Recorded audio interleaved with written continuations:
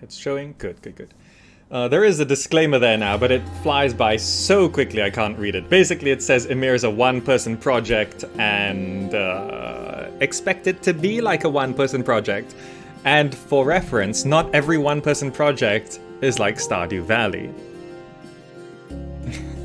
That's usually not the case. Yeah, Civ 6 is in the current strategy bundle. Right, right. Anyway, today we're just gonna sort of play a little bit, see if it's changed a lot. Now, I'm a fan of Ymir, but I am fully able to recognize that there's a lot of problems, especially in visual communication. Now, I am trained in visual communication, by the way, and communication design. So there's a lot of problems with how information is delivered to you, and also quality of life things. So being able to recommend Ymir is a very niche scenario, right? You have to be into this kind of game, right? Right? And that's understandable because solo devs tend to struggle with one point or another. Like, for example, this music is amazing, but the developer of Ymir, thank you so much, Jack29. Very generous of you. The developer of Amir did not compose this music. He hired a composer to make it, and I think the music is amazing, right? So usually solo devs have weak points, and conceptually and thematically and even artistically, Ymir is pretty solid. I'm not the biggest fan of the world map, but the actual city graphics I think are very nice. And the world building and the concept and the programming all is quite nice. Weak points are things like typography.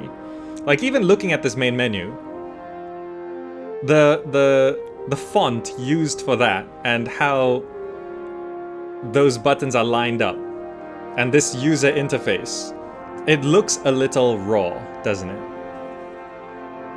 Right? And so that's not necessarily horrible, but it gets to be a bit more of a problem when more user interface comes up. So I'm going to press new game here. And it's just going to be called game. I'm going to set it to official rule sets, game type solo. So, for example, when you go to the Steam page, here's a problem with Ymir. It takes a while to get it. And it's the same problem At the Gates had. At the Gates was a game that you got after like 2 or 3 hours. And anything that takes longer than 1 hour to get, you can't really blame people for not getting it, right? Because you can't expect people to go through an hour of not understanding what's going on, right? So there are actually some negative Steam reviews which say you can't play this single player when it defaults to game type solo. You know?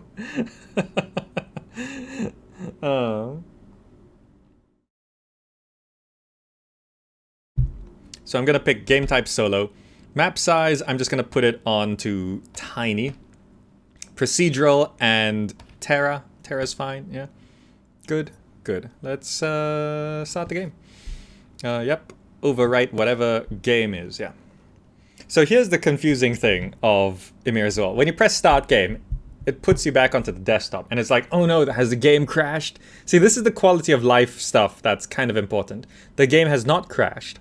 This game is made multiplayer first for persistent, large-scale MMO multiplayer.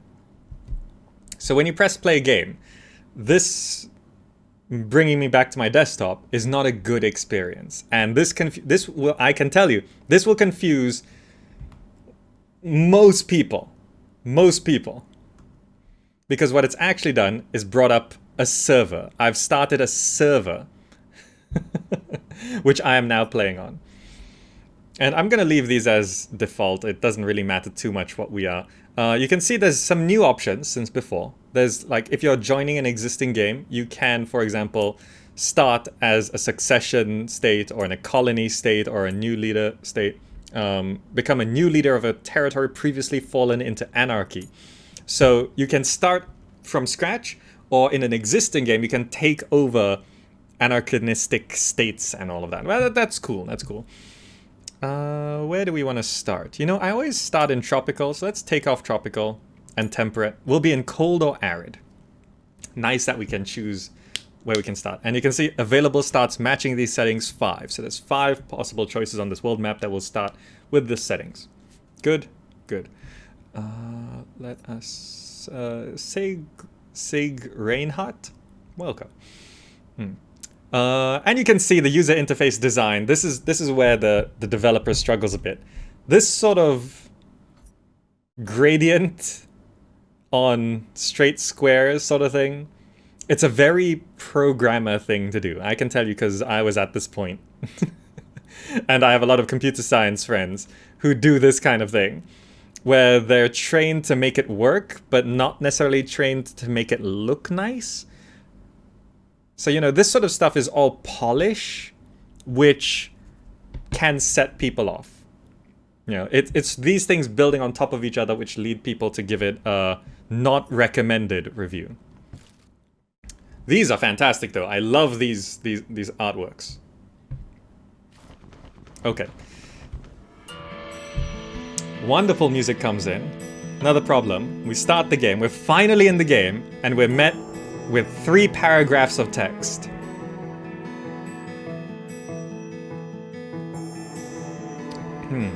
Not sure how or why, or when, but according to my analytics, a single view came from your channel to my channel in the past 30 days. Thank you, I guess. Sig Reinhardt, as in a YouTube channel? Oh, that's good. Welcome. Thank you for dropping by. Anyone in chat? I mean, this is not this is not the largest sample size, but anyone in chat knows Sig Reinhardt's channel? Twitch. Oh, anyone here went over to Sig Reinhardt's channel here on Twitch? That's cool though. That's cool.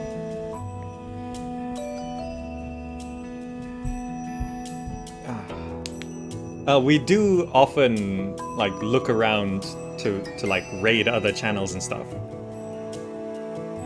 But I don't remember clicking on your name before. That's an ugly block of text? Yeah. This is the intro. Right? This is what the developer needs to work on. See these gradients? I can't stand these gradients as a trained designer. The colors are fine. I like the colors. They're not too vibrant, they're not too dull. But I don't know, get some textures in there or a design, a pattern, right? This looks like placeholder graphics.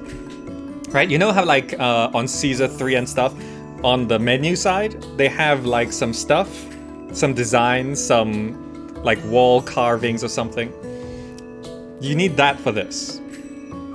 Their main focus must be on the game then. Well, the problem is, it's not there, it's his. So it's totally understandable that one person can't do all of this stuff, right? Not everyone has a full set. And I think from yesterday's discussion, there's only one game where one person did everything and it's all good. And it's Stardew Valley, right? He did the graphics, he did the programming, he did the music. You know, everything was done by one person in Stardew Valley. Even Minecraft, the base of Minecraft was Notch for like the first couple or few years. But then he hired a huge team. Right? So it's understandable. And this isn't really the priority, but going into early access like this, you have to understand that people are gonna notice this. They're gonna feel this. Banished as well? Ah, is it did the guy who made Banished make the music and all of that as well? That's pretty cool. So probably Banished as well.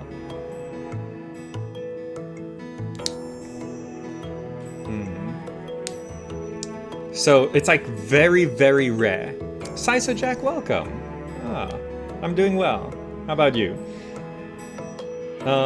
But yeah, I think it's just... So now it's just Stardew Valley and Banished. right? There's only 2 games that we can name where one person did everything and it's all pretty good. Right? It's just 2 people. Most solo devs, they will struggle with some areas. So obviously user interface design is not. And also you really should not greet your players with 3 paragraphs of text. But basically what it says is we're living as nomads since the dawn of time, living and hunting, blah, blah, blah. It gives you the premise. But you can change most of this text into, you know, visual communication, which is what I was talking about. It looks like we're in a cold region. Also, just to be sure, I'm going to go to settings and reset.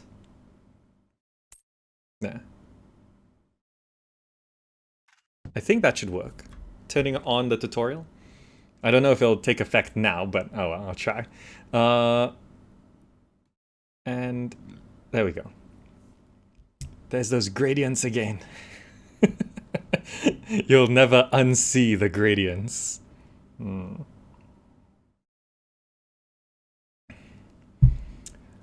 Let's settle. So this is a nice addition from before. If you hold right click, you can now, there's a wheel of, you know, commands, which is nice. But we're gonna settle right here. Pulpo plule? Sure. Unload all resources, settle carriers. Okay. I think that sound effect's new too. Okay, so that's a nice little bit of polish, right? And then 3 more paragraphs of text, right? So this is already, like, from a game design perspective, or from a user experience perspective, this is already going to put off a lot of people.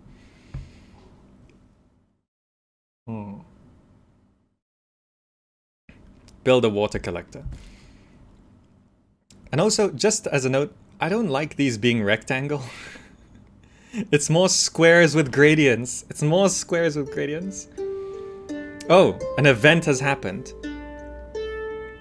Group of nomads arrived in your territory. See, like, these things, there needs to be a TLDR, right? There needs to be a TLDR. I don't want to read another 3 paragraphs of text. An event has happened, and it's just, what? A group of nomads arrived, attacked during the night. Like, there should be an option to read the whole story, but I need like a single, like a tweet, what happened. Offer them asylum and fight the pursuers, capture these fugitives and offer them... Well, I can't fight anyone, so I'm just gonna get 15 loot and lose some honor, sure. We just founded our city. Let's go. These paintings, amazing. This music, amazing. You just have to keep saying what I do actually like.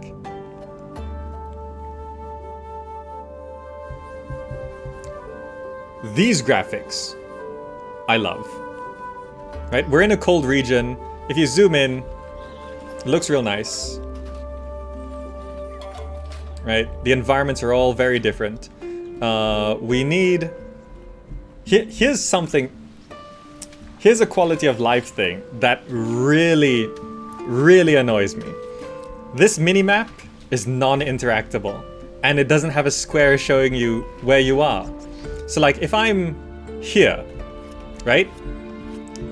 From this view, I don't know where I am on the map, so I need to find that source of water.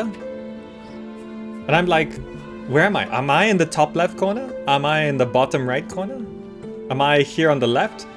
Maybe, if I'm here on the left middle, the water could be here. No, it's the rock. Okay, so now I know I'm at the rock. So it's over at the left, okay. Anyway, we do need a source of water. Let's get one of those down.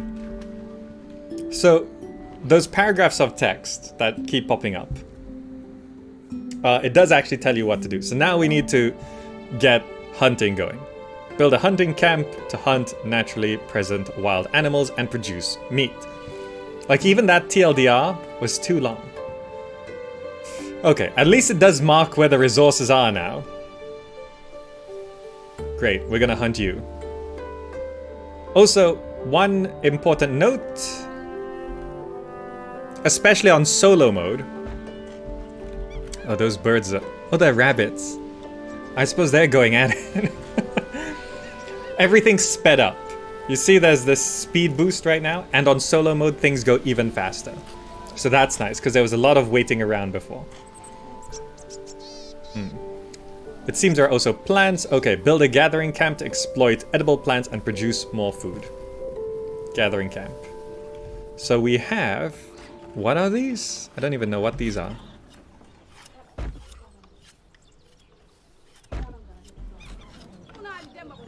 What are these plants? I'm not sure. We also have these. Are these apples? Okay, good. We're only carrying a few stone tools with us. Build a tool maker. Okay, but I do want to also get a gathering camp for apples. So we have some variety of food. And now we need a flint collector. Flint. Easy enough to get. Let's just put a couple of those down. Very good. So see, everything is sped up. These used to take like a couple minutes to build. This used to take a couple minutes to build. They're now done. They're done. They're working. Right? And we can see we are getting potatoes. That's what those are. Okay, potatoes are coming in. So we're now gathering flint. Good, good. So these are all just potatoes growing in the ground. Plus 0.9 potatoes. Okay, okay.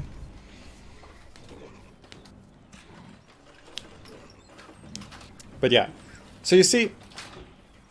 Alright, we also needed tool makers. Do I actually want to build here? I guess it's fine. We've got a relatively boring map, so it doesn't quite matter where we build. Distance between things does not matter. Right? So some people like that, some people don't like that. You know, there's no actual like putting down roads and stuff like that. I mean, there are roads, but they're not for... It's not Caesar 3, basically. Right? Are we getting... How much does this use?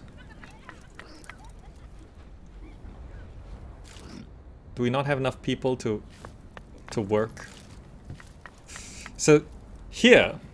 And is an example of a menu of gradients and text that is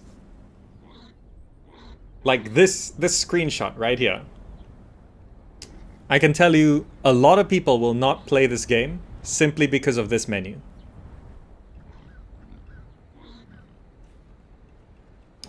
What's my opinion on Civ's new Gathering Storm? I really like it. I think it completes the game. But yeah, it's too much on one screen. It's too much. What am I actually looking at here? Chaos Fangs, thank you so much for the gift sub. Looks very Civ 2. Yeah, it does sort of, but even Civ 2 was easier to understand than this. So okay, we've got some... Is the music really loud for you?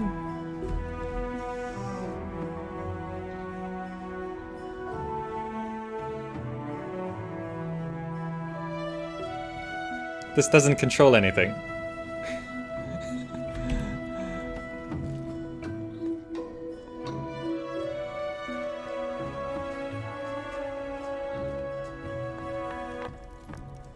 Okay, now I can hear myself. Maybe about 30. Let's drop everything to 30. I don't know, the music suddenly sounded really loud. It's fine. That's because I have a limiter for you guys. But yes. This menu, right? So here's some visual communication. Using icons for representation of information. Chaos Fangs gifting another sub. Thank you so much. 256 subs, an important number in programming. So, okay. We have a gold coin plus 1. I assume that's how much money I'm making. And a pile of coins, which is 50. That should be how much money I have. Let's see if I guess correctly. Budget balance. GDP. The sum of all generated incomes. This is GDP, okay. So this is actually a really cool economic system. It's just hard to understand. This one is just a pillar. My best guess is that it's culture. Administration balance of this territory. See, I had no idea. This is total population. This gem, I don't know. Total wealth of this territory. So this is actually how much money I have. Sort of. And that's, I assume, military... No, it's number of troops. Okay. So that's there. Okay. This is our capital. Home of the government, where the leader resides. Okay. I understand that. Conflict, loyalty, state culture. Okay. Employment. So we've gone from resource overviews to citizen sentiment sort of thing to population and employment, and this is growth. And if we change tabs, it changes what's down here. So this is basically the overview of our city, and this is all extra information down here. But for example, this doesn't have to be here if I'm looking at conflict, right? We don't need this overview here all the time. We can have an overview tab to have this. So basically this whole window, you can cut off this whole blue part, right? And only have these resources show up when I'm on the economy tab, right? These things can be right here, right? This conflict can take this and put this right here. Or conflict, loyalty, culture. Well, that's those three. So you just take each of those bars, stick it down there. This is... Okay, this is an employment tab. So this overview of employment can be placed right here. Like, see, there's a lot of empty space down here. We don't need this for the lovely gradients. Right? This growth can take this growth tab over here, put it right there, which it's already here. So see, we have duplicate of information. We have growth plus 5.8, growth plus 5.8. We don't need two of the same bits of information on the screen, right? This is all UI design, right? So this whole top half can be removed, shrinking this whole window to just this size, and then just having each of these, right? Right?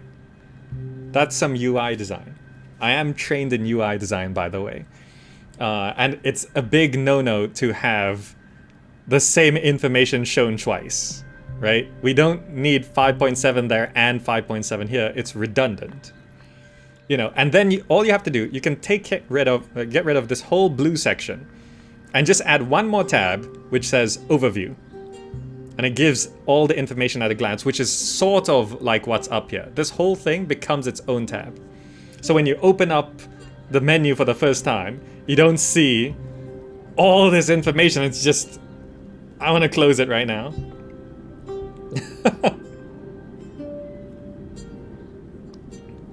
Right? Not to mention, this overview here, some of this information is actually still shown on the screen at the top here. 4 of them, not all 6, 4 of them. So this one, this one, this one, no, this one, this one, this one, and that one, which is plus 8. So if I actually go to,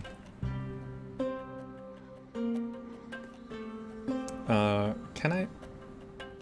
Okay, here.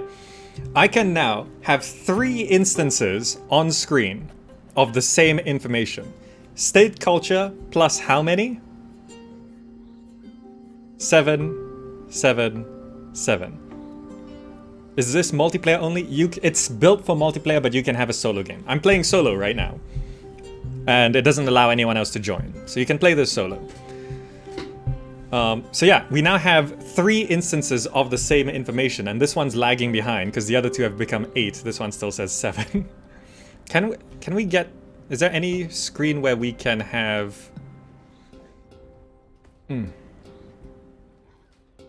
Yeah, so like here, 39, 39, 39, right? You don't need 3 states, 3 instances of the same information on the screen at a time, right? That's what's cluttering the screen. That's what's cluttering the screen. It's not too much information. It's the same information being repeated everywhere. So here we have, oh, we've got 1 coin in. So yeah, again, +1, +1, +1.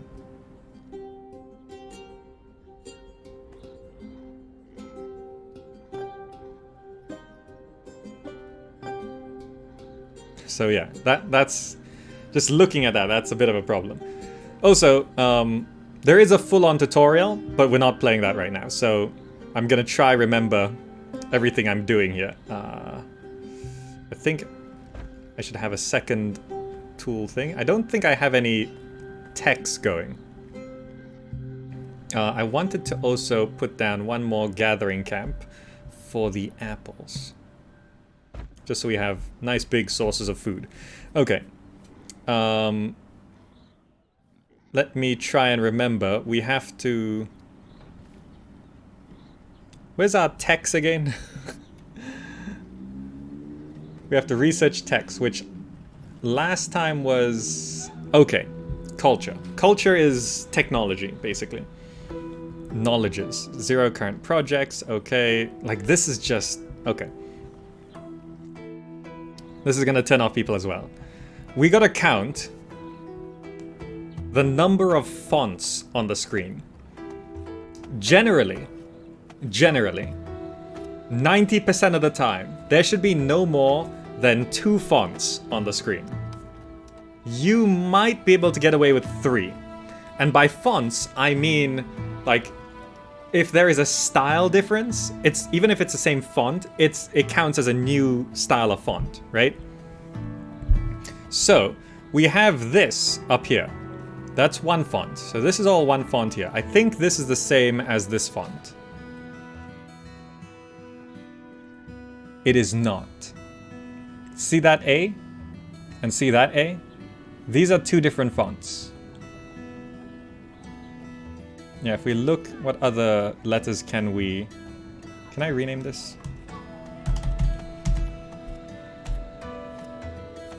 Yeah, it's 2...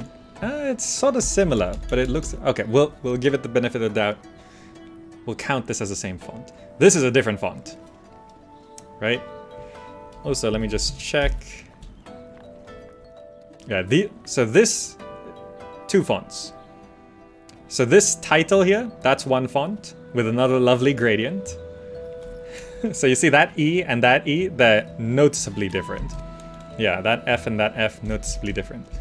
So this is 2 fonts. This sort of hard to read thing with the black outline, that's basically a 3rd font. Then we have this state power over here, which is colored. And it's a different font for sure, because it's thicker than everything else. So that's 1, 2, 3, 4 fonts. And then we have this down here without the black outline, which basically counts as another font. So that's 5 fonts.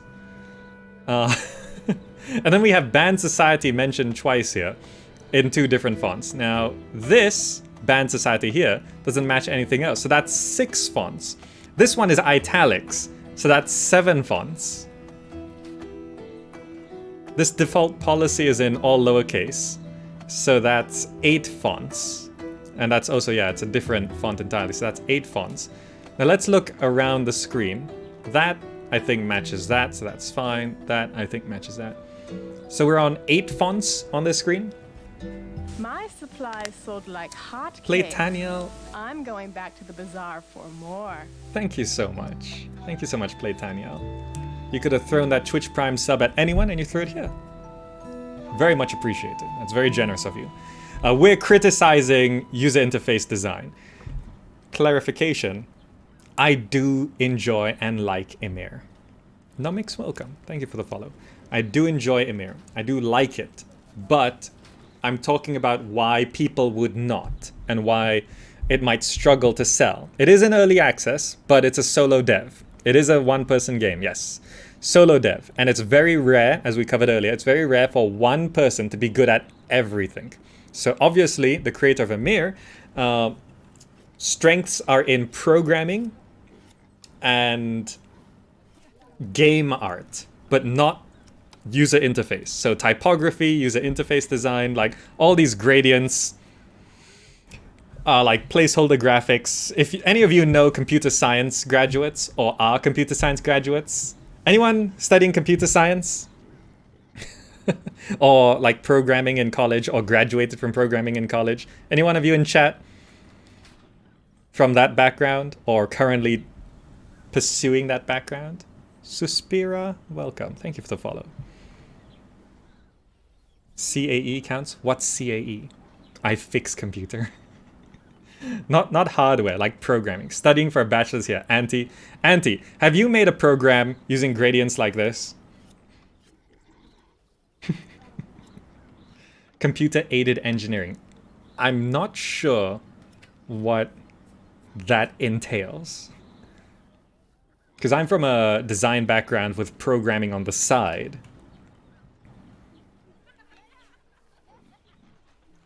There's not being good at everything, and then there's stuff like basic visuals, proofreading, like all the fonts and beta. Yeah, but I used to struggle with typography.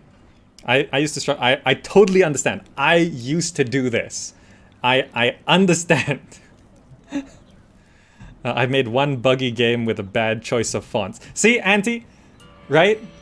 At least I used the same font everywhere, but it was a bad font, was it? I've done that too, yeah. But see, I have computer science friends, or programmer friends, right? Frags, hello. Frags, what did you study? But yeah, this is very common for people from a programming background to do this. They struggle with fonts. Like, I'm from a design background, and I struggled with fonts. Typography was not my specialty, right?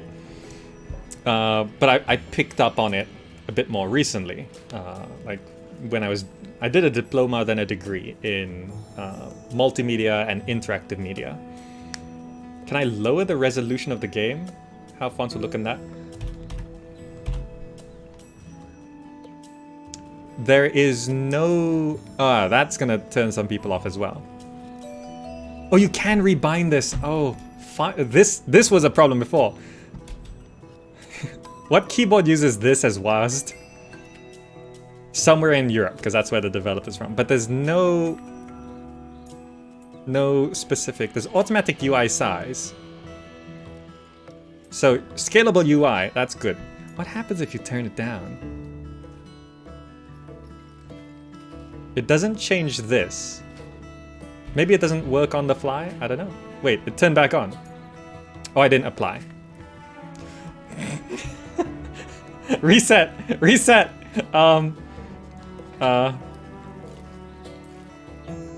Okay. German, is it?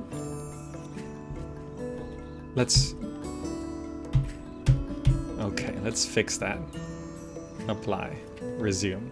That was... Oh, wood, right. We need to go get wood. Asylum seeker, you know, capture the fugitives and lose some honor, sure.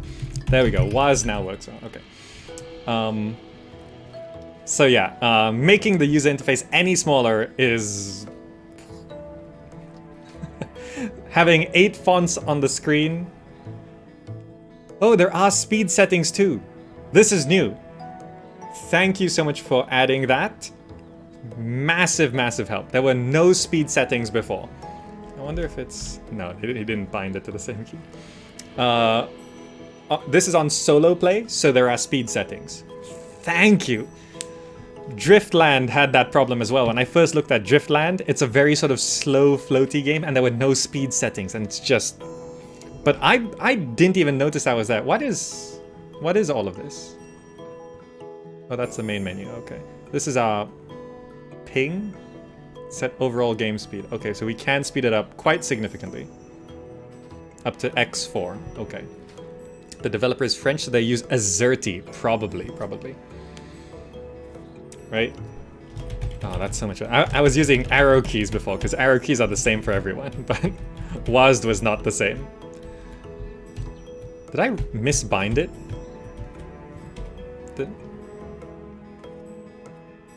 Camera left. Camera right, camera down. Okay, there we go. Okay, I misbound it. Okay, there we go. So yeah, all of this stuff put together, like not one of these things is gonna turn people off from this game. It's all of this stuff put together. When you jump into the game, you're met with paragraphs and paragraphs of text. The user interface has way too much information on it and repeated information, you know? Like some of these menus can literally be cut in half, right? Let's put down some woodcutters. Are there any trees on this? 0.5 is the max for this. Let's get some woodcutters going down. You know, the mini-map not being functional. That's a cool effect, though. We've got a flatten mechanic, like in Stronghold. Because this game, once you get to later ages, it's actually a little bit like Stronghold. You can, like, build up to here and build a fortification with palisade walls and stuff. Oh, and there are now... This is nice. Fertility, groundwater, heights. So this just shows... Oh, it's a height map. Fortifications. Okay. I don't know if those are... Yeah, so those should be... Like, it's nice that that's there, but you need... My corn is going to despawn? How did my corn get outside?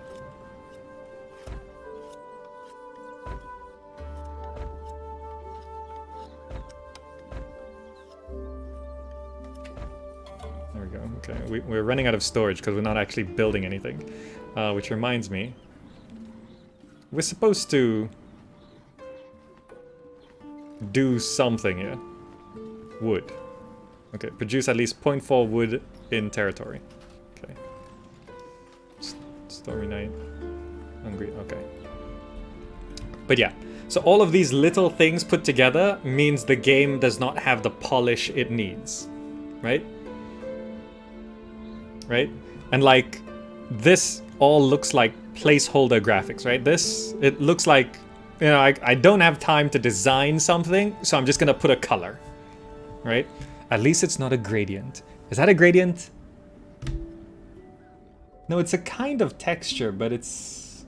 I think it's compressed, so it looks a little different, right? But it's like, I don't have time to design something, so I'm just gonna put that blank color. It's a repeated texture. Yeah, it's... I think... It's a very faint texture, but yeah, I think it's a repeated texture. But it's a very soft texture. You know, you can get textures like that from subtlepatterns.com. See, I'm a designer. I know these websites.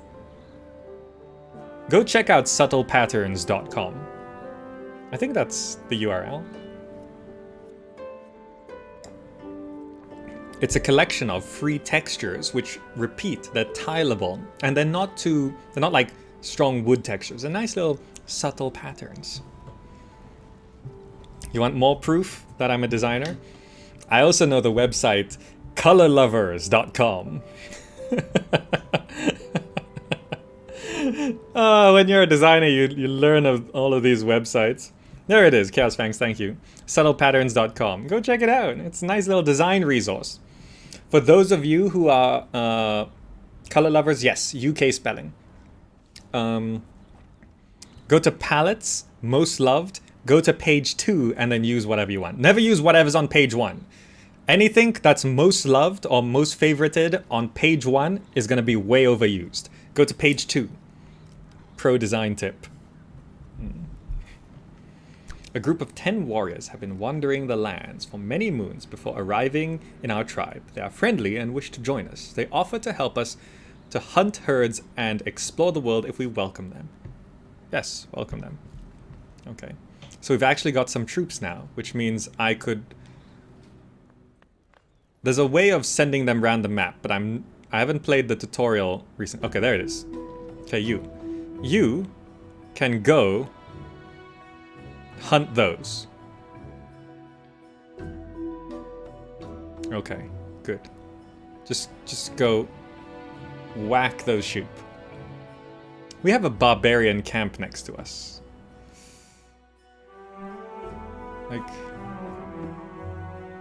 I don't know my odds of success there. But this is nice. It's now showing, you know, movement and details and stuff, but I don't know what this -7 means. I assume this means it takes 3 movement points. Yeah, just hunt there. Insufficient action points. Oh, it's got a refresh. And a message came in defending the tribe. Create a militia to defend the tribe. Right. Let's go back into the... Color lovers, Mr. U. Yeah, it's British spelling. I assume because they couldn't get the correct domain. Wow, as an art student, I can relate so much. Yeah, Sides of Jack, right? Okay, I went to the wrong territory. This is where my military is. Is this our troops? This is where they're hunting the sheep. There's the sheep. Okay, I was a bit confused for a second. Let's go back to the world map, select our actual city, and go there.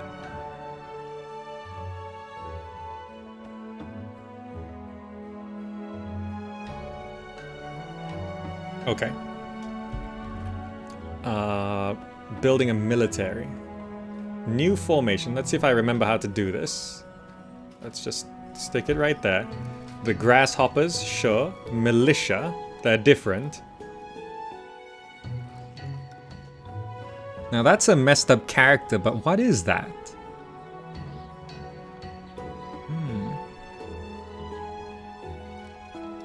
Okay.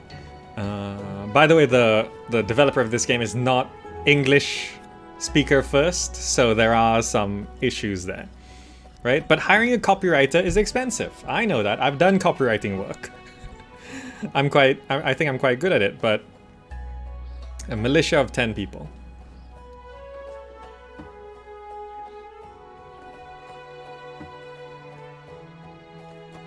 Mounted units, melee units, civilian units.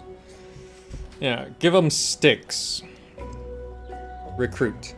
So we have a militia of 10 people with sticks. They're not army, so they're not dedicated. They go about their lives normally until we're invaded.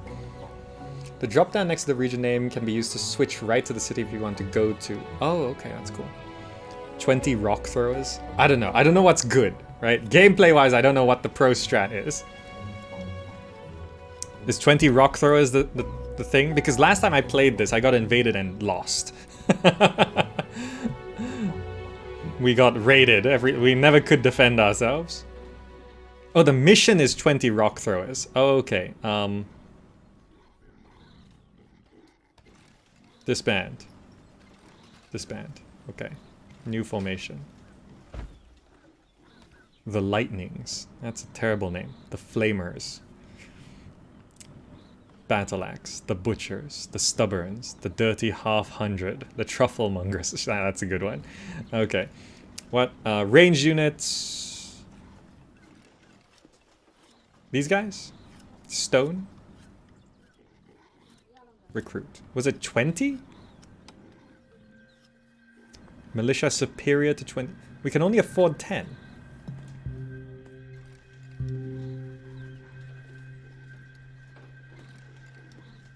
Oh well, it's gonna be 10 for now. I got that little hill I can use. Yeah, but our stuff's all here. We've got -4 honor. But yeah, because this is a persistent game as well, it takes a long time to get into it. And it probably takes like 3 or 4 hours. Or just create another squad. It probably takes like 3 or 4 hours. New formation. Militia. The Cheesemongers. Range unit. 10. Oh, okay, there we go. Got it. 20 stone throwers. 10 max size. Okay. And look, this is so much text that it's got a scroll bar. Like... It's too much. Also, in terms of copywriting and typography, this is what's called a widow, when you have one word left over on the next line. And also, both these paragraphs end with the same word. So that's, you know, it's copyright. And starts not this knowledges. Right? This is typography and copywriting, right? It's all these little things, which it's not like by itself does not discount this game. It's little thing on little thing on little thing and little thing on little thing on little thing on little thing, right? And together it gives the sense of unpolished. I really wish a new God game in Populous the Beginning style would come out. I'd snap that up like candy. Yeah, God game RTS. Those are non-existent right now, I think. Right? God game RTS. This analysis is knowledgeable. But it's a French dev translating to English. Yes, maybe that explains the grammar. Yeah, totally. Grammar, you know, it's a thing. Like, I've seen it countless times. But it's like, if it was just the grammar, it would be okay. If it was just the typography, it would be okay. You do know it's a one-person developer effort, right? Yes. Which is why I totally understand why it's like that, Micro. I understand why it is. Me, myself, I'm a one-person operation, right? I totally understand. But there's a lot of stuff I do that's pretty jank, right? Because I'm a one-person operation. And I know it's jank, right? And at the end of the day, that is the reality of one-person development. But you cannot be surprised when people notice that something is jank. Right? Because you are limited in your resources, right? So if someone says, this game is unpolished, I can't recommend it, you can't be surprised because you're a one-person operation, you can't polish it, right? So me saying this stuff, it's not like, oh, screw Mumak, you know? I hate Ymir, I hope it burns. It's not that, right? I actually love the game. I really like this game. And I really wish for it to be polished someday, right? And whenever I criticize things, it's because I want it to be better. Otherwise, I wouldn't care, right?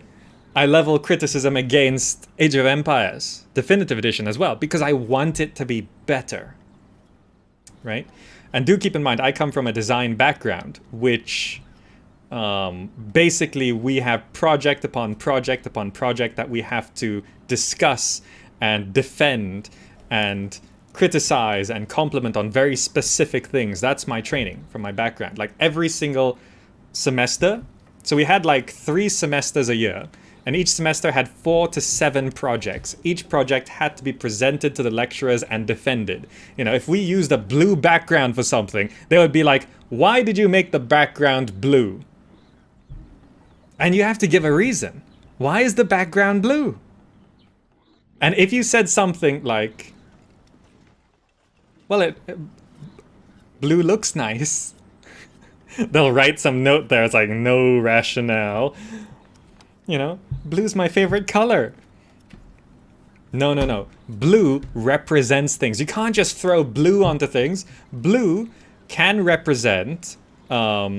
you know, it can be a guy color, or in certain contexts, it is a feminine color, because you have to remember that blue is the color symbol for Mary in biblical depictions of historical paintings and sculptures and stuff like that. So when you use blue, especially sky blue or light blue, it represents femininity, right?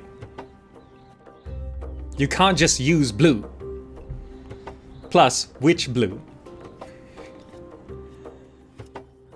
Hex codes have 16 million colors to choose from. What blue are you using? All the blue. Every shade of blue. You know what you need? You need a gradient.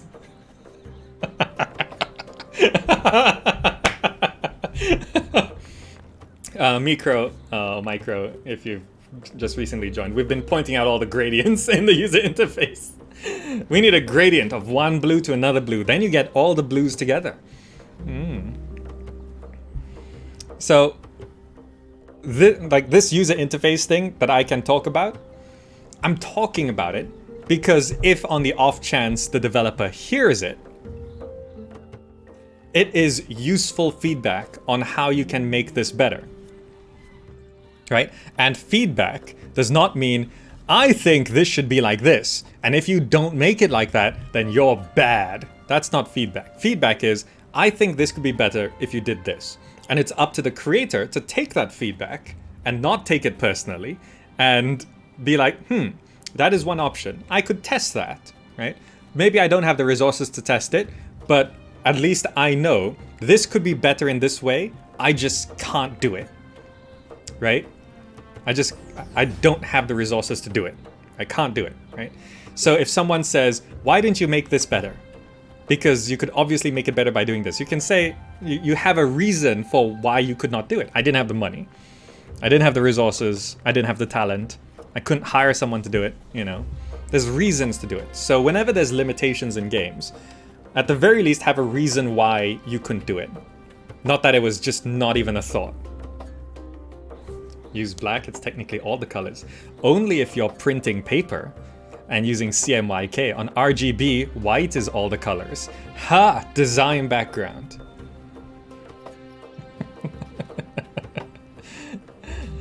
On screens, white is all the colors.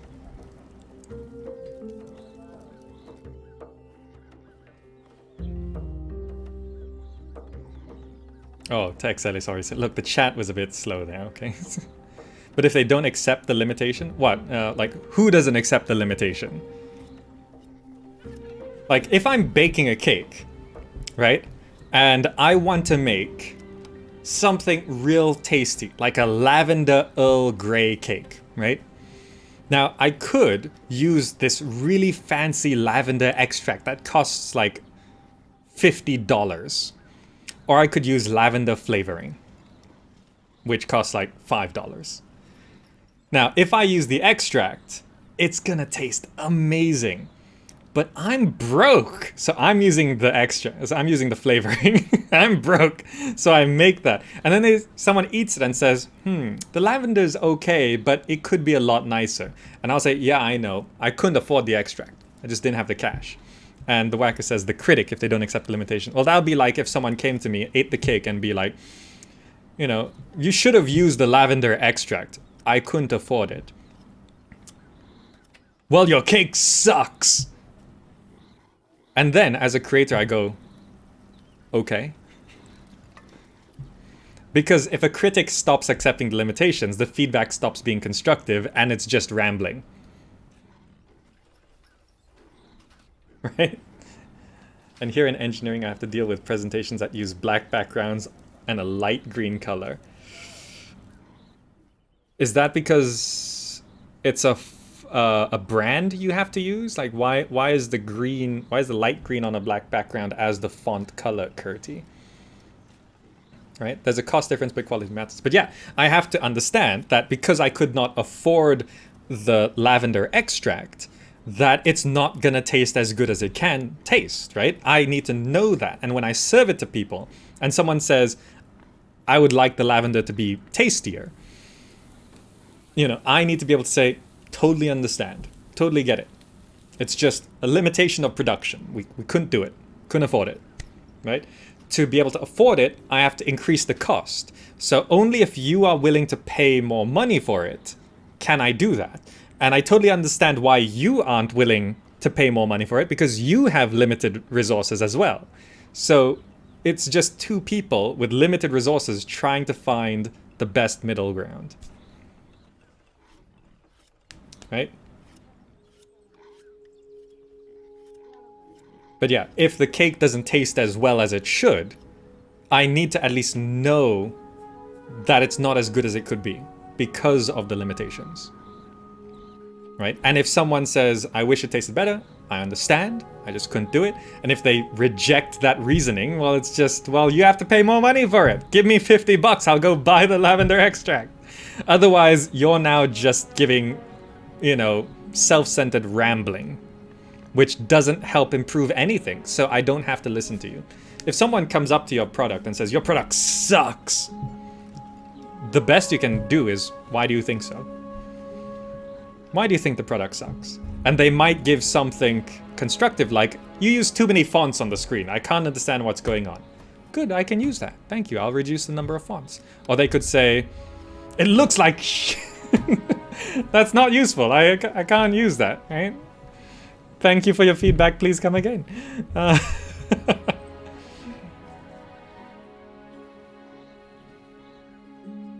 We don't have any specifications and people can do basically what they want and it doesn't really matter. And if you point things out because your eyes hurt, you're nitpicky. Ah, okay. There are ways to use any color, like any ugly color. There are ways to use it tastefully. Take any ugly color. Now just imagine, make the whole background white and you have the title. You have the title, which is just a black text. Let's say the title is New Ideas and Knowledge. You just write New Ideas and Knowledge with black, pure black. So it's white background, black text. At the end, you put a nice little graphic like a chevron or an angle or a slash or something in that ugly color. And it'll look super professional. That's how you use an ugly color, which is probably, like, as a designer, you get brands that have ugly brand colors, right? There's ways to make it look nice. You use it minimalistically as a tertiary color. There's ways to do that.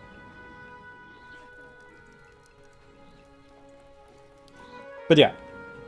So I totally understand this is a solo dev. And it is incredibly rare for a solo dev to be able to be good at everything. And I think we've only come up with 2 examples where that is true, which is Stardew Valley and Banished, right? Solo dev did everything and everything's good. Or at least pretty good, right? They're obviously not perfect games, but you know. Tell us more about cakes, don't overbake them. You could say a normally ugly color made ugly and make it stand out from crowd. Perfect aesthetics. Yeah, there's no ugly colors. There's just overuse of the color. You use it too much, it becomes ugly. There's a design company out there called Red, right? The company is called Red, and I think their website is literally ff0000.com, I think. I haven't looked this website up, but I remember in college there was this website, and the company name is Red, and the company color is literally pure 100% red, which is usually one of the ugliest colors you could use. It's literally the R in RGB. But they made it look nice through clever usage of it. Like AirAsia Red. AirAsia Red is actually a little bit darker. It's not like pure red. Return of the Obra Dinn, Papers, Please. That's good, yeah. Did Lucas Pope is his name? Did Lucas Pope do all the music and everything as well? Because if he did all of that as well, then yeah, that's another example. Yeah. So they're rare, obviously. Like, the games that these people made have changed gaming, right? Stardew Valley. How many games are inspired by Stardew Valley?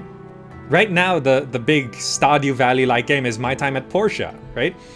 Stardew Valley changed gaming, right?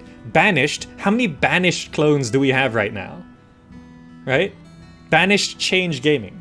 Papers, Please. That redefined what a good, simple, nice little indie game could be. 2? No, there's many. What was the cowboy one I played? Like Banished clones.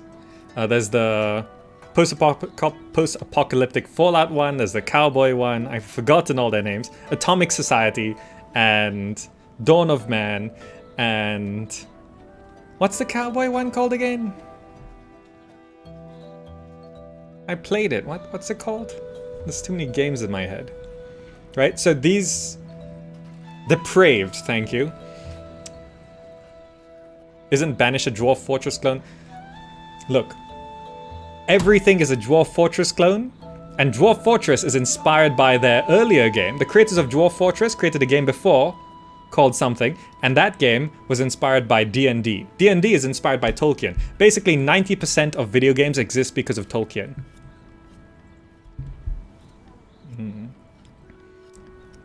Plus, calling something a clone doesn't actually say anything. FTL? That's a Battlestar Galactica board game clone.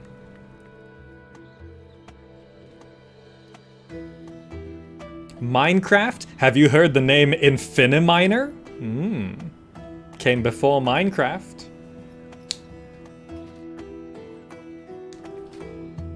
Nothing is 100% original. And if it is 100% original, it's garbage. It's actually terrible. Quite often, worst games of the year are the original ones. Right? Worst game of the year, 1998, Trespasser. A game truly innovative, truly ahead of its time. Worst game of 1998. Originality rarely means good product. Rarely, very rarely. I don't know of many truly original products that are actually good. It just doesn't happen. The good product is usually version 2 or 3 after a couple failures. The failure became a cult classic, inspired someone to make something that might be good because they learned from all the mistakes.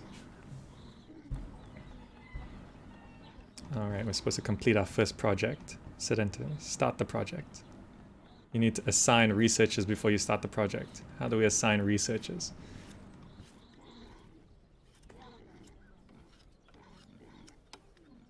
How do we do it again? Did it explain? In the government tab, crown button in the top left. Go to the knowledges tab. Assign researchers.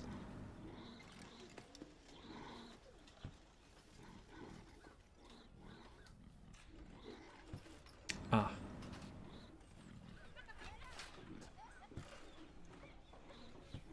Max. 120%. And just finished immediately.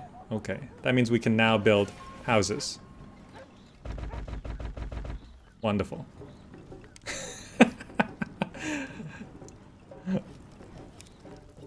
Build your first houses. Have 10 houses. Oh, we need a few more. Beautiful, beautiful.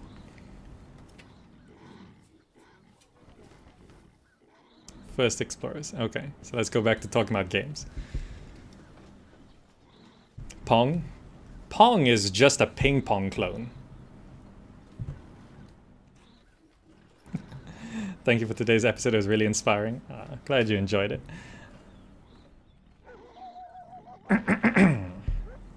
But yeah, that's sort of it. So solo devs that are really good at everything, they change the landscape of gaming. They change it. There's a new Harvest Moon being developed right now. I'm not sure if it's out, but they're making a new Harvest Moon.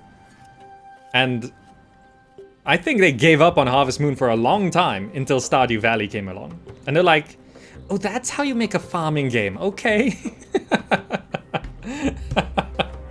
And they're making a new one, right?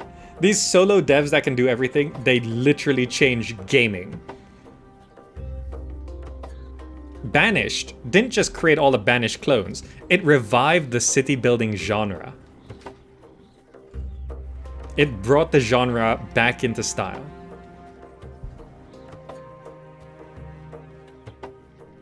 Harvest Moon or Story of Seasons? I'm not sure what Story of Seasons are. Path of Exile is a clone from Diablo 2, but if it improves stuff, yeah. Fallout is a Wasteland clone. Wasteland 2 is a Fallout clone.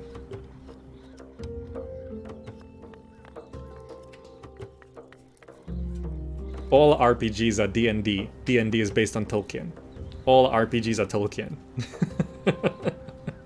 I mean, everything goes back to Tolkien, because D&D came from Tolkien, and most gaming comes from D&D. So, you know, calling something a clone, well, I don't think anything is, like, I don't think any game is not a clone of another one, if you want to use clone in that sense.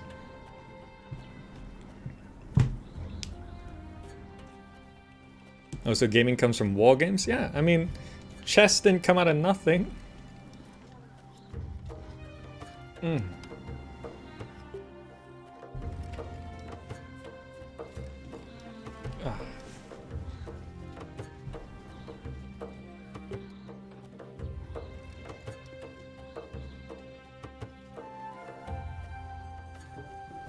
So yeah,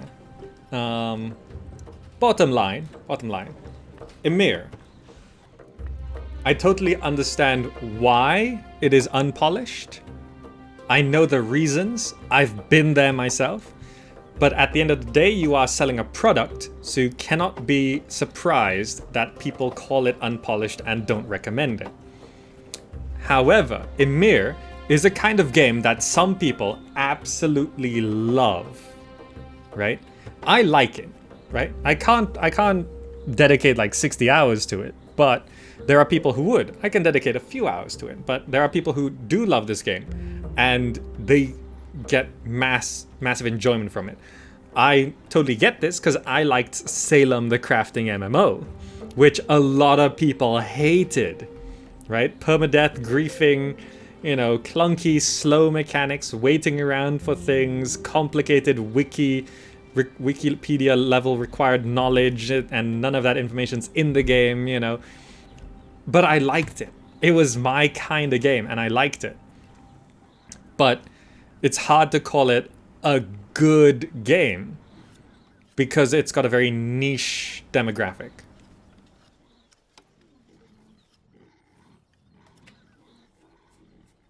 Are the origins of Tetris? I'm not sure what they are, but that documentary sounds interesting. Right? And Ymir is being sold at a price which does not imply it is unpolished. Right? Though I understand the cost of game development and the cost of creating what it already is very expensive. Right? I get it. But as is the philosophy on our manifesto for this channel, it's gamers first, developers second, right? I have to look at things first from the gamer perspective, from the consumer perspective, right? Which is why, you know, I have to say that it's unpolished. You know, the minimap doesn't work. The typography and user interface is way too cluttered and way too much information. Like, this could literally be cut in half, right? I have to say that because from a gamer perspective, you know, those are issues that need to be solved. Developer second means I totally get why this menu looks like this. I understand. I've been there. I've done this before. I know why this looks like this. I get it. That's developer second. The rest of that point on the manifesto is publishers last, but this is an indie game, so publisher doesn't come into it here. It's an early access, which in my opinion gives it a bit of leeway with unpolishedness. Totally. We are not treating this as a finished game. Otherwise, I would get harsh at, because once a game is released out of early access, then the developer is saying, this is the intended experience. And if that's bad, then your intention is bad, right?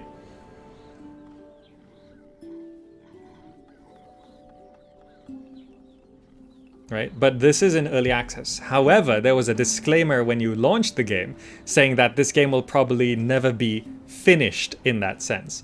So we might be looking at a 7 to 10 year early access development here.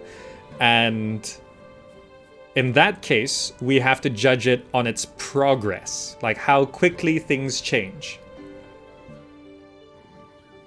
Right? Right? So if I look at this game 3 months from now, and it's basically exactly the same, then we judge it on that, because being in perpetual early access, you know, that early access only, you know, gets you so far in terms of leeway. Oh, we're under attack. I wonder if we'll die. So military is all automated, by the way. Well, not all automated. You can like dedicate zones and stuff to it. Oh, they're coming from here. I don't know if our 20 stone throwers will be able to deal with this. They got no wall to hide behind. You can't build walls in this game.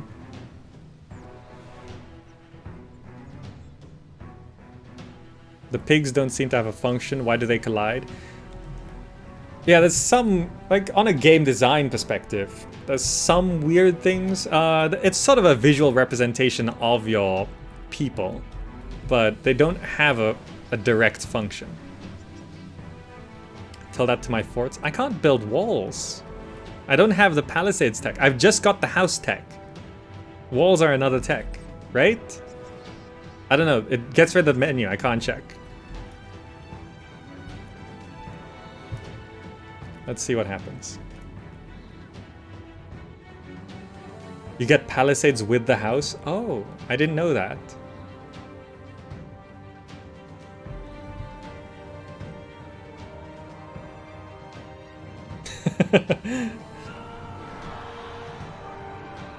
You know, we do actually have warriors, but they're off hunting sheep and I never brought them back.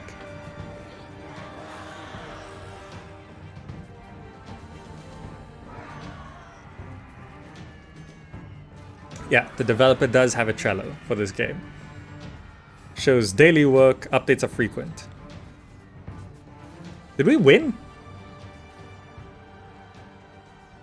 We won. Did we not even lose anyone? Oh, look at them celebrating. Well, alright.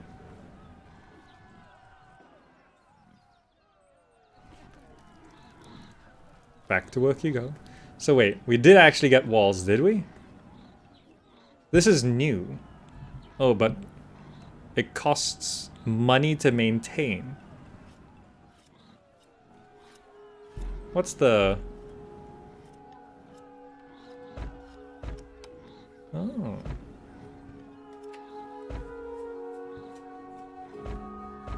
This wasn't in the game last time I played. Oh.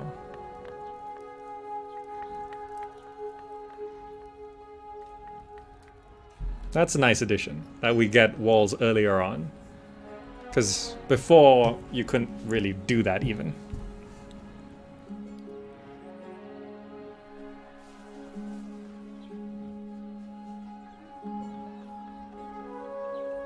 I question an army that attacked the village unprepared for people throwing rocks at them. Look, our militia, they throw... Look at the size of these rocks. They're like the size of your head. They're pretty hefty rocks.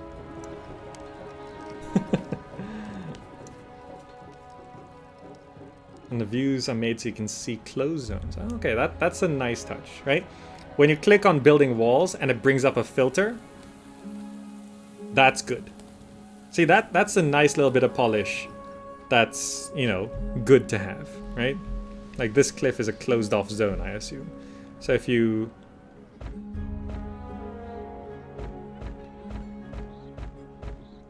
do that, so we can see that that's a closed off zone. Okay. Hello, what game is this? This is Ymir. It is a MMO city builder. But you can play solo.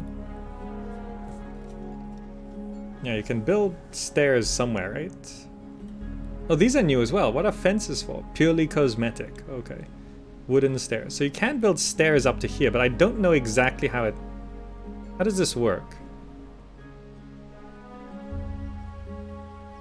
Stairs can only be placed next to a tile of higher elevation.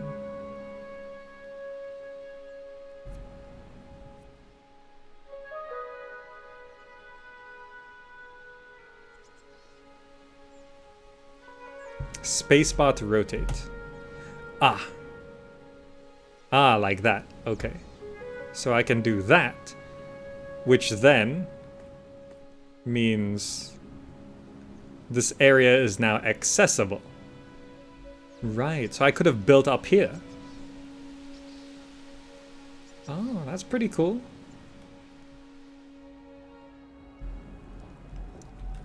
See, this is all new to the game since the last time I played it. Played for 60 hours and didn't know that. Ah. Pigs are walking through the walls. Yeah, well, at least there are walls. But yeah, I think the number one thing turning people off from this is user interface, actually. So if I was the developer, I would doubly focus on UI right now. It's too much text, too much repeated information, and not enough, you know, polish on the user interface, right? This is not, you know, this is placeholder graphic, right? That's what it looks like. This is too much information on one screen and repeated information on one screen, right? We can see the same number many times.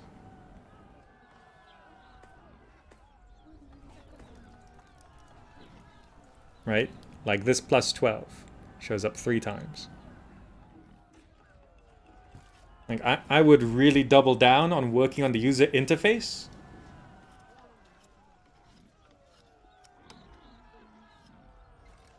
Because I know there's not enough resources to hire anyone to do anything.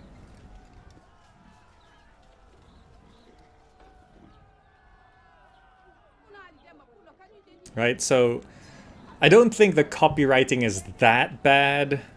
It's just like even this, like this is a user interface problem. Look how much empty space there is here. It's literally just white. Right? There are better solutions to this.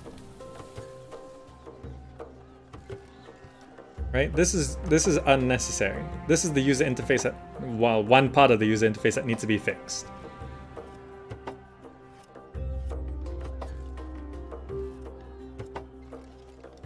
Like, even on things like this. And then this is too many fonts as well. 1, 2, 3, 4. 4 fonts? It should be 2 fonts. And again, white space, white space. This is actually hard to read. I'm not sure what it is about it. There's something about the bottom of the letters. And the black outline, but not enough kerning. Kerning is a space between letters, so it gets very crowded here. So this militia word is the hardest to read. That moment when Caesar had better UI notifications. To be fair though, Caesar had a limited number of types of messages. There's requests, there's disasters, and invasions. Right? But they kept their copywriting to a minimal in-game. This one has events, which is a good addition, but this is too much text.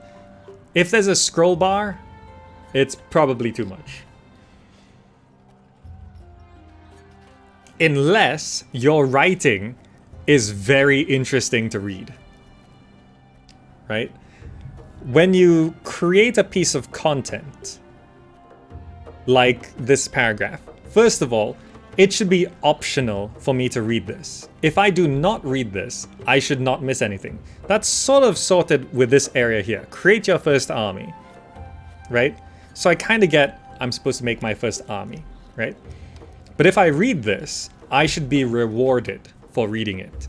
And not just with information, right? Because right now this is written like a wiki article, you know? Unlike the militia, troops recruited into an army, it's an explanation, right? If I read this, I should be rewarded with enjoyment of good writing. Which again, totally understand that a solo dev isn't going to be good at everything and you might not be good at writing. But in terms of making this a better experience, right? It can have lore, yes, Stroblem. It can have lore, it can have jokes, it can have, you know, flavor text, right? Like on a Magic the Gathering card, there's flavor text, right? It's got nothing to do with the game. It's optional to read, but you read it because you enjoy reading it. You are rewarded for reading the flavor text, right? That's what I mean. It's optional, but if someone were to be inclined to read it, they should be rewarded. And not just with information. I hope everyone in class is taking notes. This will be on your final exam. Right? It's partially content creation, partially UI design, partially game design, just sort of all together. You know, right now this is a wiki article. And this sort of thing existed in Caesar 3 and Pharaoh when you click the question mark button, right? When you click the question mark button in Pharaoh and it says, oh, this is the history of Bast, you know? And it's like, okay. But it's totally optional to read that, because it's a little bit wiki info there. So it's kind of interesting, but, you know, not that important. A lot of this explanation should be handled by an advisor telling you this. Yeah. Like, voice acting is expensive. You can get pretty good voice acting off Fiverr, by the way. I have some game dev friends. Because I'm writing dialogue. Just so you know, I'm not just talking out of my I'm not talking out of my butt. I'm actually rewriting dialogue for a friend's game. A few thousand lines. And voice acting is expensive, but he got the intro of the game voice acted. And I asked, this voice acting is really good. You know, because I'm not a voice actor, I'm a presenter. Acting is totally different. You know, Mrs. Gamazak is the actor. She can do the acting part and the voices and all of that. That's her thing. You know, I'm the presenter. And I said, this voice acting is really good. Where did you get this guy? And he said, Fiverr. And I'm like, really? You got this guy off Fiverr? It sounds like voice acting that some AAA games have. And it got him off Fiverr. I was like, wow. Now, obviously, Fiverr isn't just pay $5. It'll be like $5 for how many lines, right? So I think he said for the intro, which was about 10 lines, he charged, I think, $100 or $200. What is that? Fiverr. 5. It's a website where you can offer services for an average of $5. So you say, I will do, you know, is it double R? SR Goga? It is, right? Fiverr.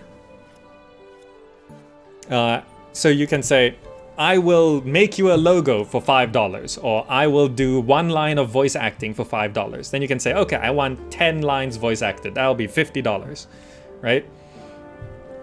Or I will do 1 word of voice acting for $5, right? So I want 100 words. Okay, that'll be $500, right? So you offer a thing for $5. That's the thing. Is it like Gaudim? I haven't actually looked at Gaudim, but from my loose understanding, yes. Right? So my friend got this voice actor, and I was like, wow, that's quite cheap, right? Like, so many games could just do with some nice voice acting on the intro, or maybe just bits here and there. And you can get these guys off Fiverr. Oh, that's pretty impressive. It's relatively cheap, because it's cheaper than industry standards.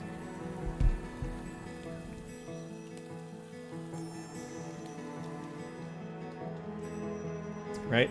So I've been writing the dialogue for that, and I've noticed something, because they gave me the dialogue to look at, right? And it is written, obviously, by Asians, right? Who speak English fluently, but English is not like their first native language. Or even if it is, it's the English the kind of English you learn in an Asian environment, which is totally fine.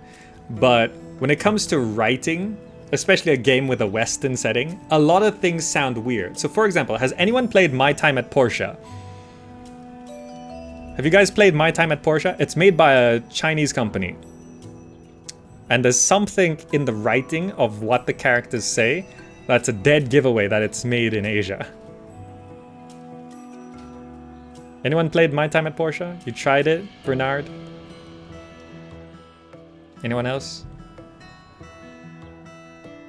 Gaudium looks like Angie's List. I don't even know what Angie's List is. Really? Not many people played My Time at Portia? Okay, Bernard.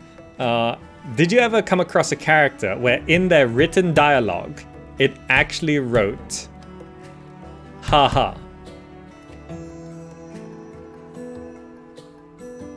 You know, in a game of that level of production, usually there would be a copywriter which would make sure it doesn't actually write haha in dialogue. Yeah, the whacker, haha. Because in written dialogue in a video game, haha is really weird. It's really weird. Several times, mostly in the beta. Bernard, yeah, so you've seen it. And I notice Asian dialogue writers tend to put haha into that. Then how do you laugh? You write using words that would imply a joke, but they don't actually laugh unless that laugh itself is part of the joke, right?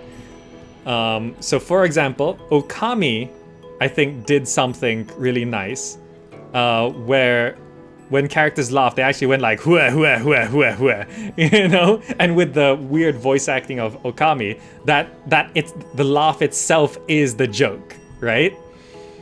But if you just say like, oh, you know, I had a tough time today, haha, that doesn't work in written dialogue, right? When you read a book, you don't read, you know, oh, how are you doing, Harry? Hermione and I were just, you know, outside trying some spells, haha. You know, it's weird, right? It doesn't come off, you know. You know, a wizard is never late, nor is he early. He arrives precisely when he means to, haha. No, it doesn't. It doesn't work in written dialogue. You know, so when you write things, you write the joke, you don't write the haha, you know? So, for example, a line which might be written for a business person who's giving you a rumor of a treasure in a cavern somewhere.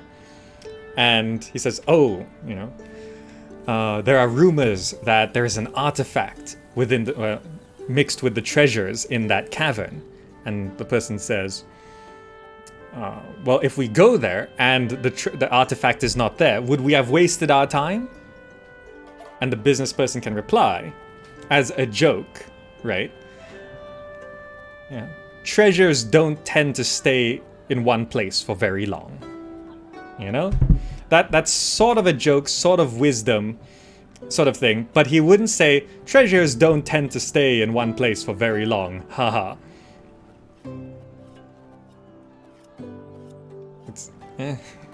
It just ruins the line, right? The line was nice. It was some nice sort of slightly jest, slightly wisdom sort of line from a business person giving you information. It's a nice line. You add haha to it and it's like a WhatsApp message. Right? Suddenly you're talking to the business person over WhatsApp. Yeah, the treasure's in the cave, haha. You know, don't trip and fall, lol.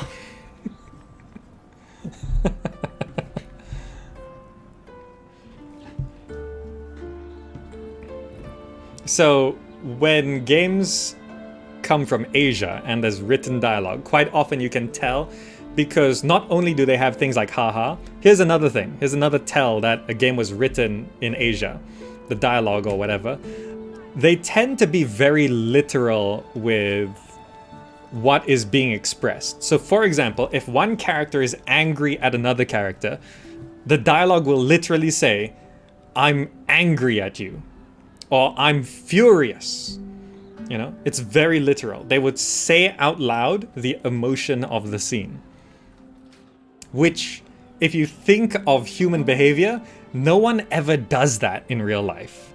If you're angry at someone, you don't go up to them and say, "I'm angry at you." They don't do that.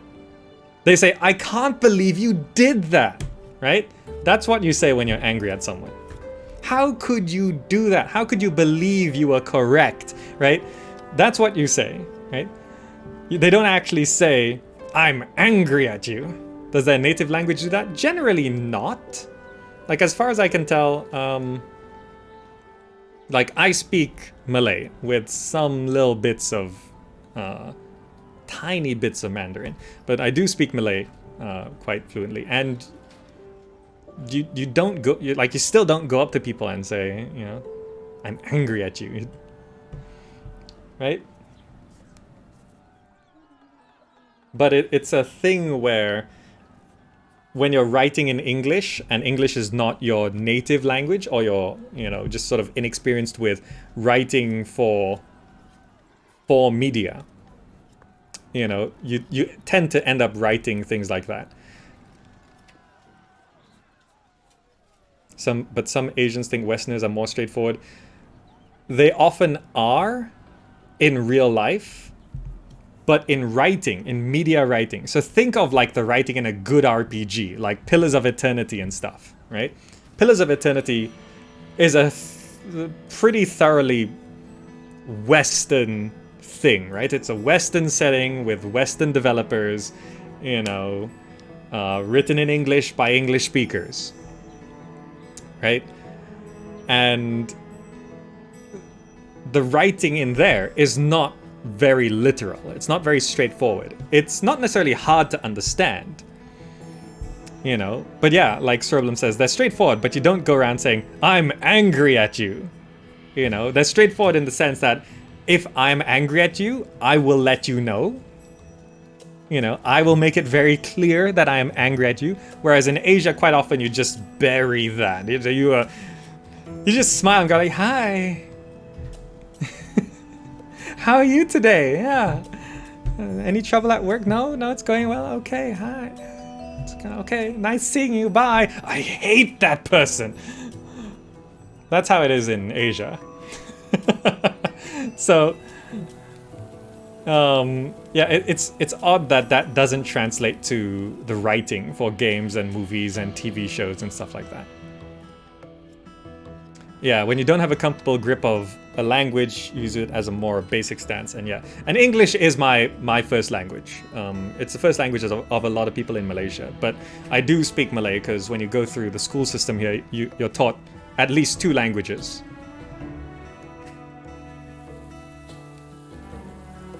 And the lingua franca of Malaysia is Malay, so I just say Hulk smash. Yeah.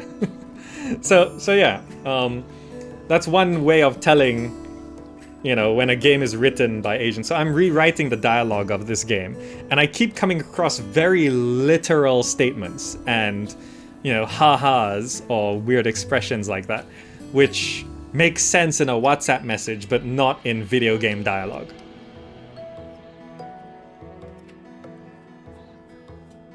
You know, and it's a lot of very literal things, right? You know, "I am going to steal that food. You can't stop me." "No, I will stop you. Me and my trusty weapon. You know, you'll be no match for them." You know, it's like very literal. Like, I am saying exactly what's happening right now. It's like when you just start creating videos on YouTube. You just say what's going on the screen right now. See, I've been there. I know what I'm talking about because I used to do that. When you start creating videos on YouTube, you just say what's happening on screen. Like, you have nothing to contribute. You just say what you see. You know, I'll be like, you know, "We're here in a cold region of Ymir, and we've placed down a bunch of houses and got some militia going. We've placed a wall with a gate and currently are stockpiling resources," right? It sounds very professional and stuff, but I'm just saying what's on the screen. Nothing to contribute. That's how you start. That's how you start with video production on YouTube. You know, it's a good technique to get into the habit of speaking constantly. You just say what's happening. I've placed down 7 houses, I've built a wall, we're collecting some potatoes and apples and hunting some sheep over on that side. Look at that bird there. See that bird flying right there? There's a bird flying across the screen. Right? And then over time you start to inject your own stuff into it.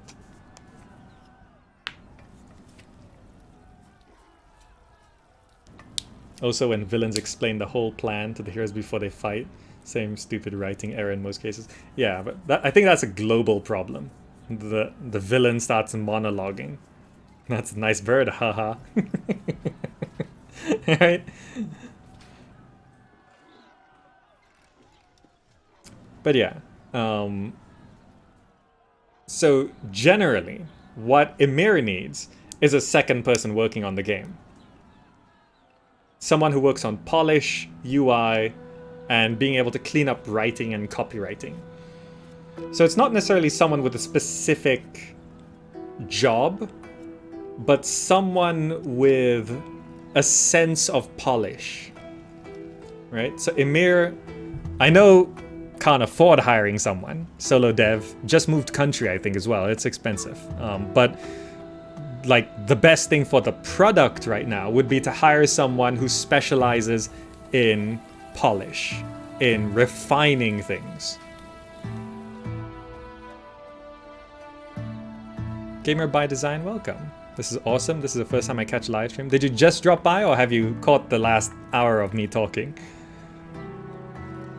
You also then avoid having creation bias if you have more people. Yes, totally. Right now? Okay, well, we're talking about polish and stuff. Oh, here's another problem with writing dialogue. Quite often, dialogue is written by one person, which often creates the sense that all characters speak exactly the same way. Right?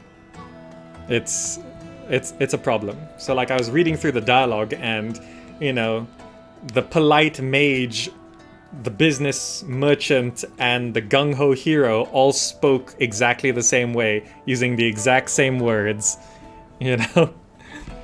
So you really had to, like, push the dialogue of each character in their own individual directions. Like, if this person's gung-ho, they gotta be gung-ho. If that person is, like, the meek mage sort of character, you gotta remove those exclamation marks, right? Characters don't match energy. If one person gets excited, that doesn't mean everyone gets excited. Some people get annoyed, right?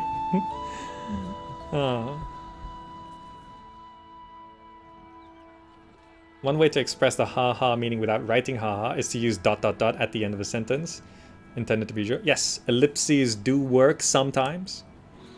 You know, quite often the laugh or the joke is implied in the writing. You just have to sort of structure the writing to make it clear that it is a joke, but the characters don't go haha. They respond with more good writing.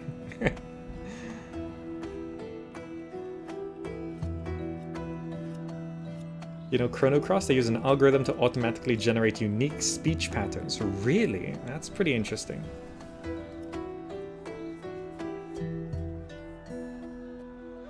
But yeah, so that's why when I see things like this,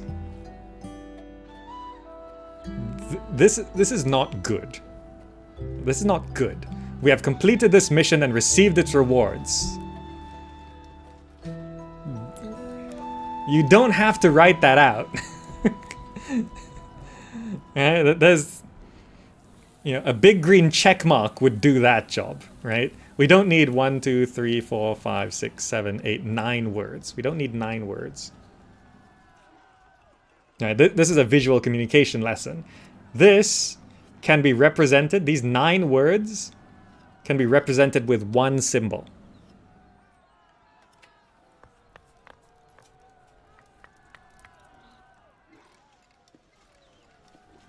Like, it just needs a tick. And all this white... My supplies sold like hotcakes.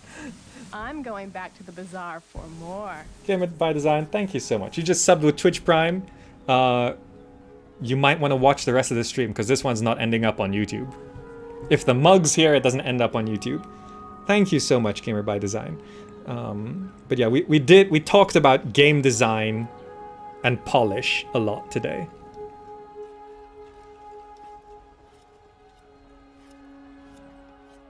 Nasimble just gifted 10 subs. Thank you so much, Nasimble. Pumi,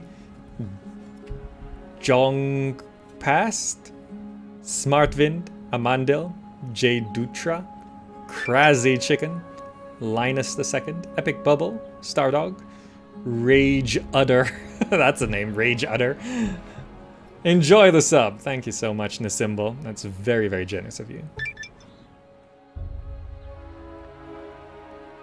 My first time catching a stream as well. Stardog, welcome. Been watching YouTube videos for a long time. Thank you for sticking around. It's very kind of you. Glad you're enjoying it.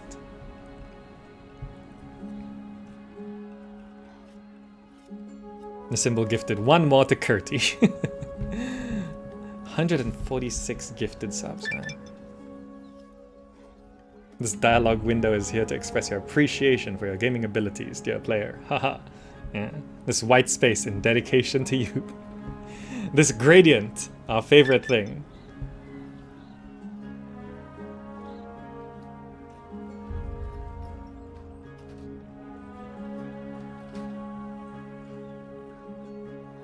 HMS Rage Quit. Thanks, Elias. Thank you so much. Curti, enjoy the gift sub.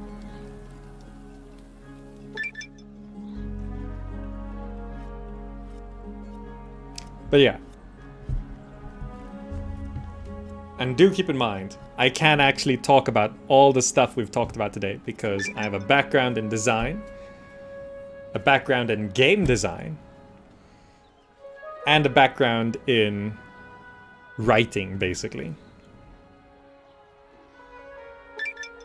So that's why I'm pointing out these things. I'm not criticizing the programming. I have a background in programming as well, but I don't consider myself a good enough programmer to say much about that. Big fan of this game and play on a persistent server with a nice community. I do agree on everything you said here today. Yeah. To clarify, I like Ymir. And Tandersia, thank you so much. Did that not end up in chat? Or was that somewhere earlier? Ah, it's the bouncing hearts, the 2 bits. Ah, thank you so much, Tandersia. Yeah, I like Ymir, and I only criticize games when I want them to be better. That's why I went so hard on Age of Empires Definitive Edition. I went hard on that, didn't I? Upset quite a few people. The developers have seen my latest video too. I saw on some Reddit comments. To be fair, the developers are not upset at me. And I made it clear I don't have it out for them. I just want a good product. I want a good game. Do I have any expectations of E3?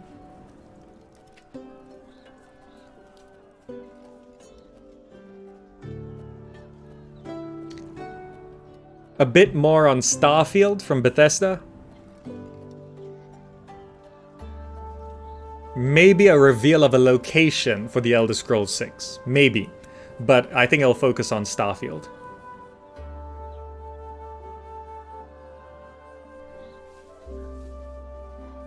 If I said these things on a Steam forum, I'd get called a troll. Maybe. But that's why I have my own channel. So I say whatever I want. And you can call me a troll, but you're in my house.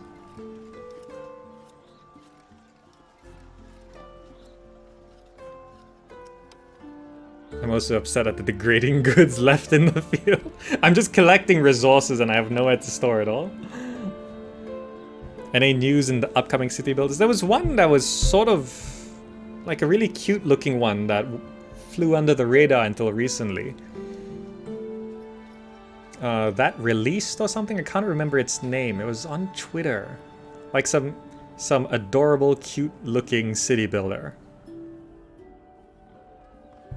But it actually looked decent. Anno 1800. I'm looking forward to it. Factory Town, I'm hearing good things. The difference is, at least with games, you can update it. With films, you just have to pray they recorded enough footage, improve, yeah. Foundation, that's a good one. I like Foundation. That one's surprisingly fun. I thought it was, when I first played it. When I first played Foundation, I thought it was going to be very boring. But then it was an hour later.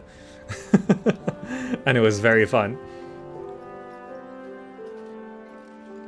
Flotsam? It wasn't Flotsam. It was something that I didn't list. It was very under the radar.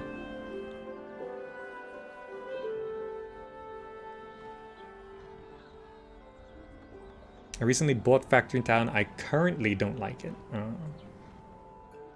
I mean, those early access logistics games are always sort of mixed reception. Did I play Dawn of Man? Yes, I got one video on that. So it wasn't the colonists? No, I do not like the colonists. I think it's not enough. I think it's an okay game. I think it's not enough. Not enough content.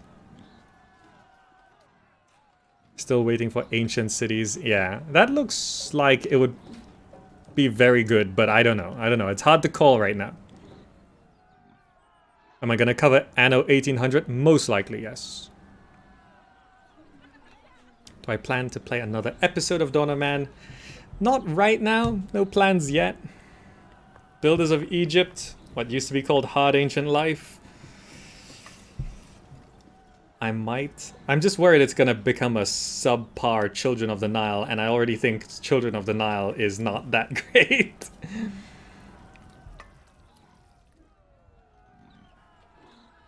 What about Rise of Industry?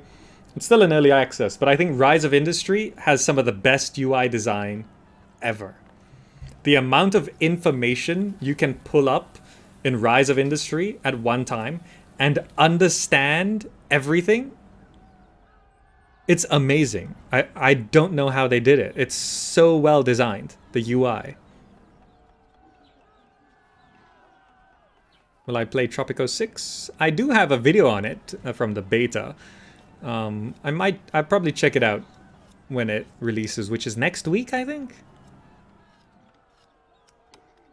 And Neolithic. Neolithic seems good, but it's not playable yet.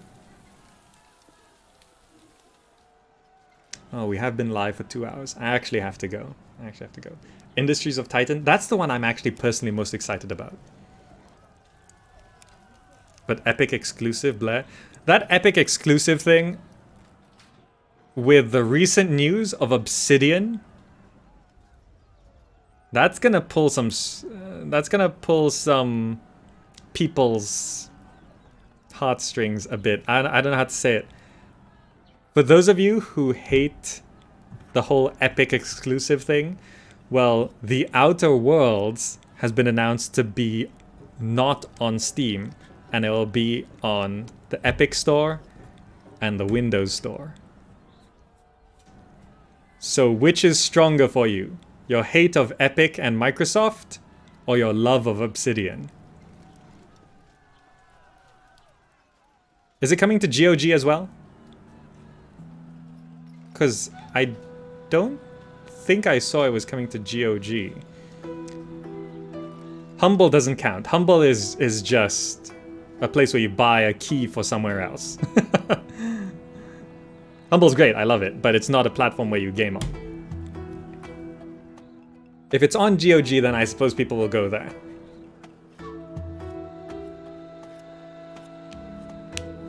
Epic's providing wiggle room for other stores except Steam. Really? Epic realized they were killing GOG instead of Steam, huh? Among the 28 upcoming RPG games, which one is your favorite? It might be Outer Worlds, because I love Obsidian. I think they make the best RPGs. And Outer Worlds is like a big middle finger to Bethesda.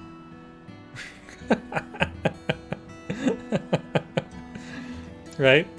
They're sort of like, we wanted to do a New Vegas for Fallout 4, but you never hired us to do that, so we didn't get to do that. Oh, what? You're making a sci-fi space first-person RPG thing? Oh, look what we got! Bam! Outer Worlds releasing this year! Starfield what?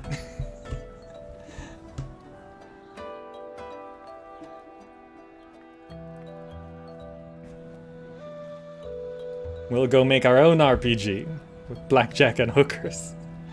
Cyberpunk 2077, it's not in the main list because Cyberpunk did straight up say, we're not near completion. I actually explained that on my list video and someone said, well, Cyberpunk 2077, that's, you know, that they were targeting 2019 release, so at latest it'll be 2020. Yeah, and you know what targeted a 2017 release? Mountain Blade Bannerlord. Mountain Blade Bannerlord targeted a 2017 release.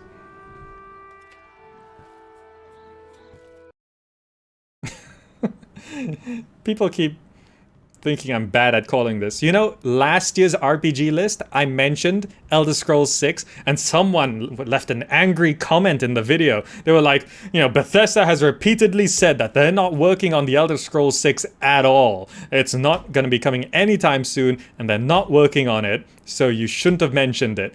And then, 3 months later, what was announced? Elder Scrolls 6. They're not working at it at all. Of course they're working on Elder Scrolls 6. Bethesda has said they're not working on it at all.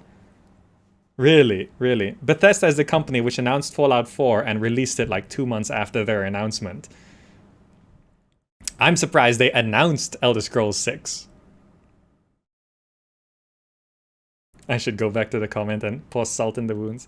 Yeah, well, something going on in giveaway chat.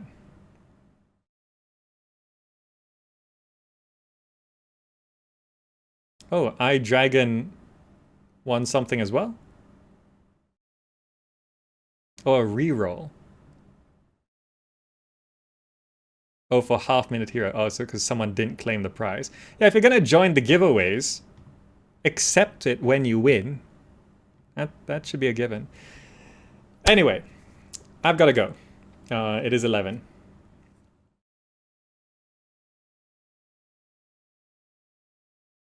Hope you enjoyed today. We just chatted about game design and stuff.